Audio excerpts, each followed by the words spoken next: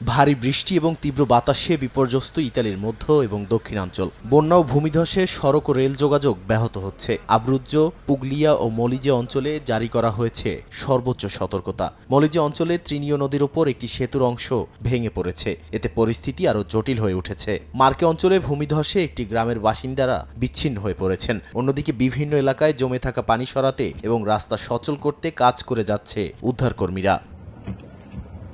একই ধরনের দুর্যোগের আঘাত এনেছে গ্রিসেও। প্রবল ঝড় ও বৃষ্টিতে হতাহতের পাশাপাশি বেশ কিছু ঘরবাড়ি প্লাবিত হয়েছে। এরমিনিও নামের ঝড়ে দেশটির বিভিন্ন অঞ্চলে ব্যাপক ক্ষয়ক্ষতি হয়েছে। উত্তর পূর্ব আত্তিকা অঞ্চলে সবচেয়ে বেশি ক্ষয়ক্ষতির খবর পাওয়া গেছে। কোথাও পানি নিষ্কাশন, কোথাও আটকে পড়া মানুষকে উদ্ধার, আবার কোথাও ভেঙে পড়া গাছ সরাতে হয়েছে উদ্ধারকর্মীদের। রাফিনা ও আশপাশের এলাকায় এখনও চলছে ধ্বংসাবশেষ সরানো ও ক্ষতিগ্রস্ত অবকাঠামো মেরামতের কাজ। বৈরী আবহাওয়ার কারণে পিরিয়স বন্দর থেকে কিছু ফেরি চলাচলও বন্ধ রাখা হয়েছে।